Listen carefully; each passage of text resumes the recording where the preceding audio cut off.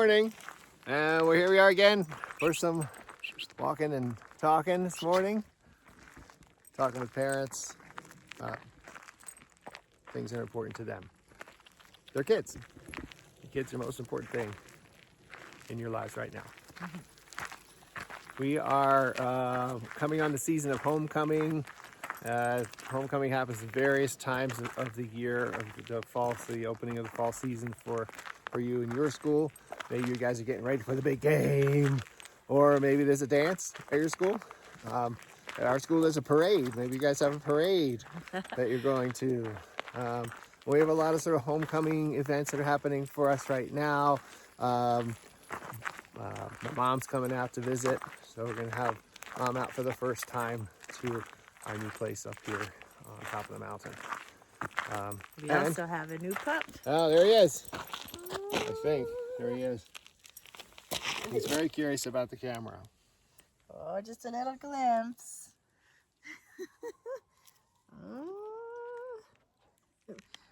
Oh boy. And Sonny is up ahead. We'll probably get him in, but he's leading the pack. Yeah, yep. He knows his way around. So here we are in the theme of love languages. Love languages, of course, gives us or access to, informs our understanding of our young people's ways in which they want to be acknowledged. And this can tap us into points of motivation for our kids. It's a really important piece of this. How do we motivate our kids? Parents ask us that all the time. Yeah, which leads to what we call teen currency, when we can start to really understand how our young people are motivated towards the things that they, desire, want. We can help put in place the incentives, right, that Mike just said. But teen currency, right? What's that part, right? What are those things? And so when we get to know ourselves about how we like to be cared for and what motivates us and what our currency is, we can also start to learn about our kids as well. And how we tend to take care of somebody is how we want to be cared for. So if you observe your young person and how they contribute to your family, how they are in relationship with you or in relationship with others, how they care for others, that tends to be how they want to be cared for too. For example, our daughter wants to snuggle sometimes on the couch, or calls me in and says, "Mom, come sit with me," right?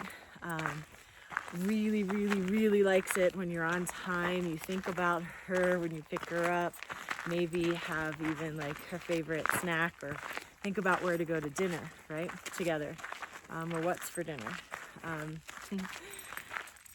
It's quality time together. It's doing something for and thinking about her, and that's what she really loves, and that's how she also wants us. Like, she does that with us as well.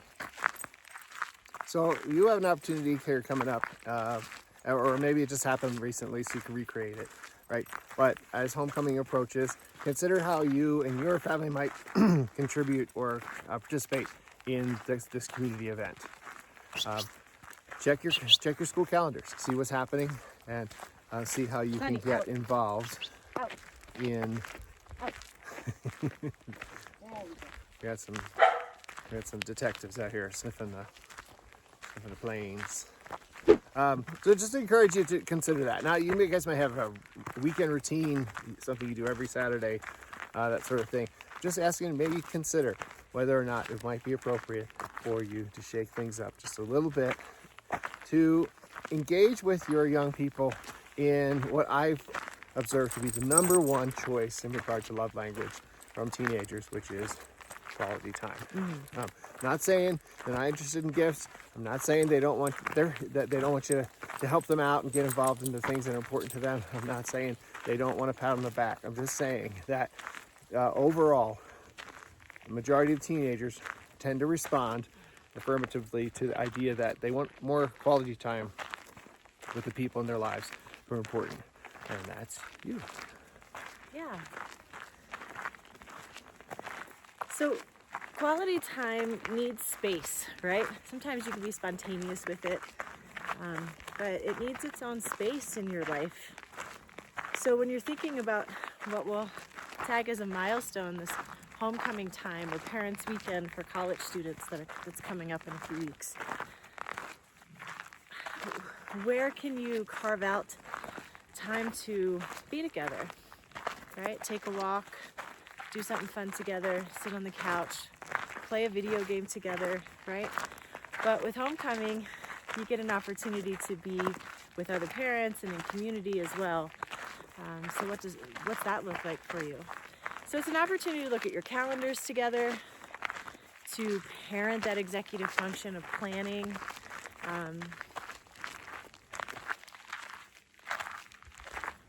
Yeah, and you might be thinking, well, they have so much homework to do. I just got this notification that, something happening socially, and so the teacher wants to talk, or,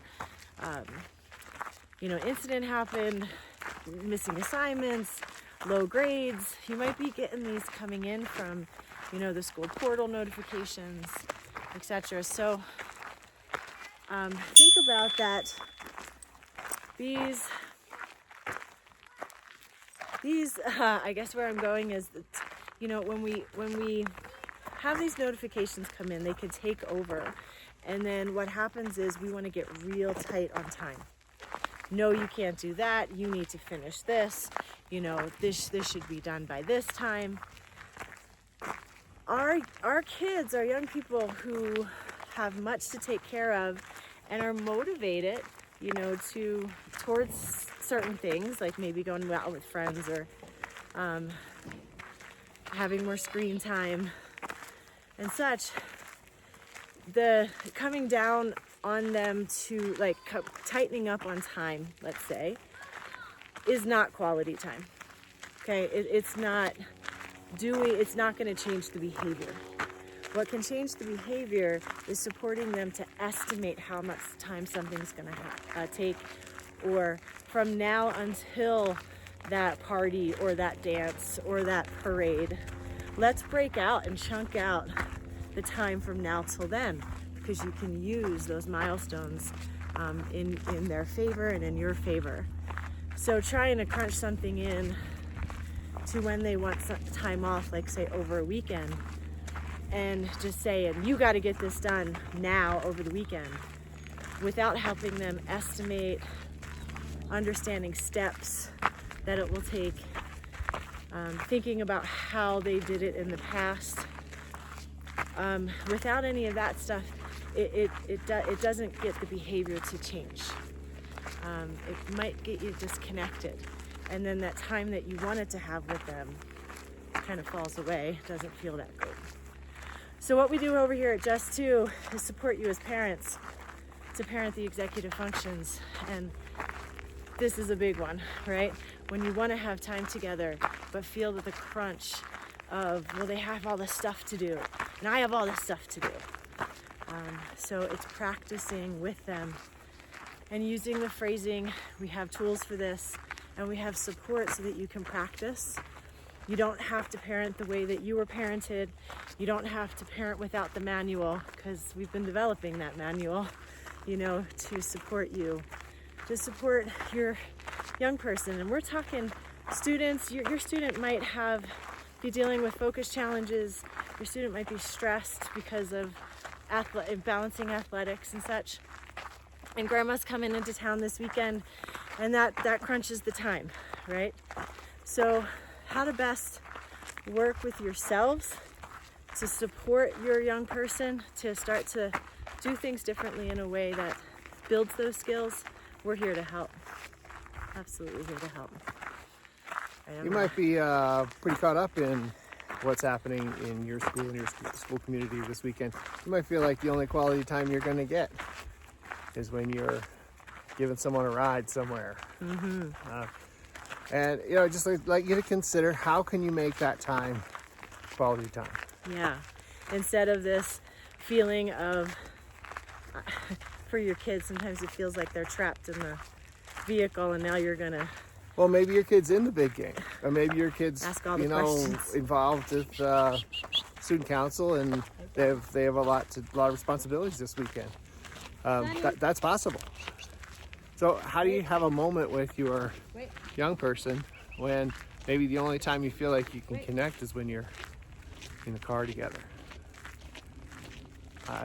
You've heard me say this before. I suggest embracing silence sometimes. You don't have to be parenting. You don't have to be talking all the time. I like to ask simple questions, like I said before. When's your next day off? When's your next day off from school? There you go. What's your favorite song right now? Let's listen to that.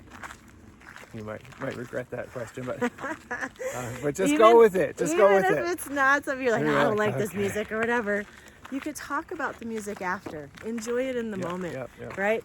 When you meet, say what you like about it. When you meet in the zone with your kid, with your young person, the connection happens. It really does. And sometimes we do have to put our preferences aside, as the adults in our lives. And if you've got a carload of kids, I recommend you do more listening than talking. You could be the cool dad if you want to be, and maybe you are. You're way cooler than me, probably. But consider how powerful it can be to just let the kids talk. Just almost let them forget that you're there. And I know that might feel like, what am I, some kind of chauffeur? Well, you are at that moment. Yeah. And consider you may have an opportunity to really get a feel for how your kids, how your child, your young person relates to their friends. Mm-hmm. What's important to them? What do they talk about? So there's your quality time tips for today. It may not be exactly what you thought, right? It doesn't mean piling the family in the plane and heading to Disney World or something, It's really looking for those opportunities as they present themselves. So we're going to wrap right here for today. And I look forward to the next time you get to walk with us for Walk Your Talk. Bye.